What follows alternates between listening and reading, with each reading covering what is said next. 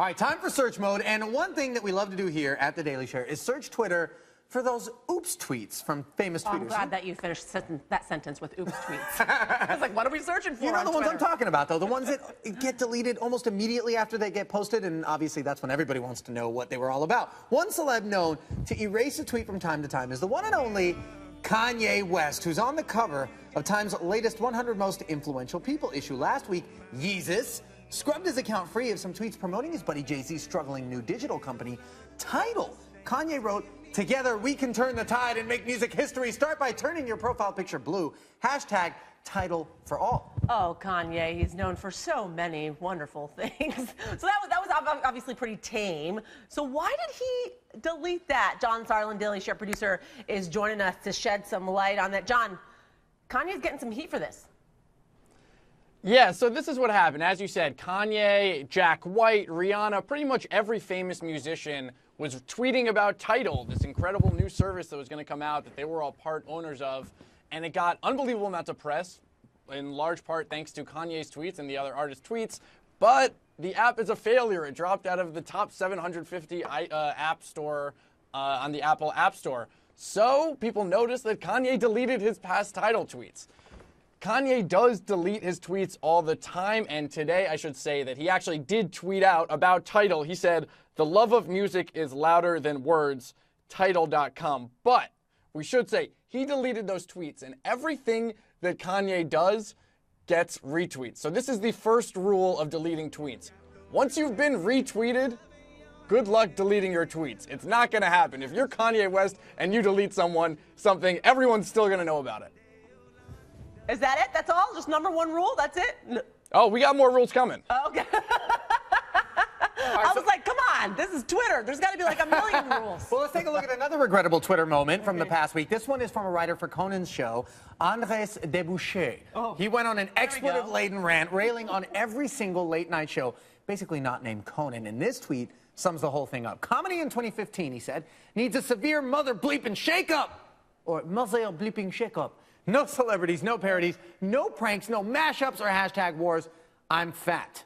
Most of the tweets have since been deleted, and Debouché issued the obligatory apology. Something tells me that he may not have been entirely sober during this rant. John, you gotta love an angry comedian, but Conan wasn't all too thrilled about that, was he?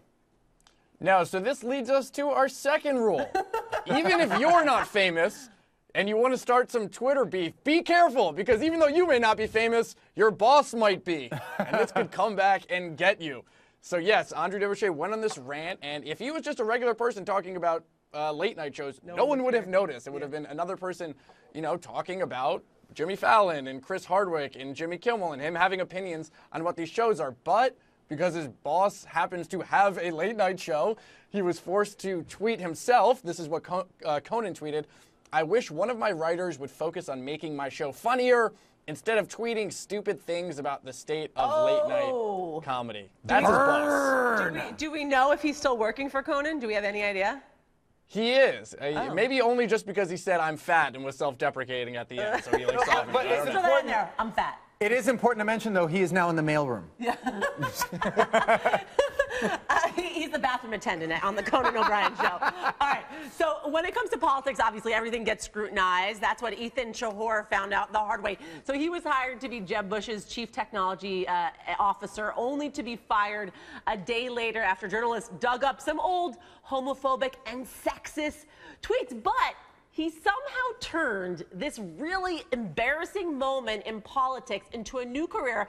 John, I don't know if I should be disgusted or impressed. Actually, I might be a little impressed.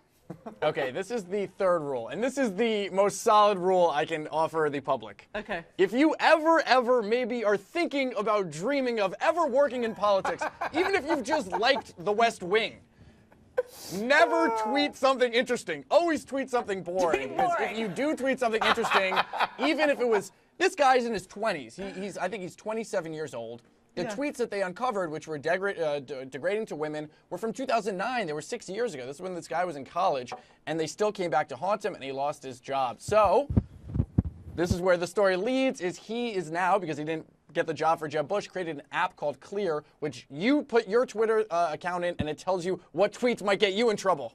Oh, that's amazing. I think we need that too. I don't need that. Yes, I don't we do. drink. Yes, you do. No, I don't. I need that. I send bad tweets sometimes at 2 o'clock in the morning. John Sarlin, I know you do too. Thanks for all those rules. I'm happy that there were more than one.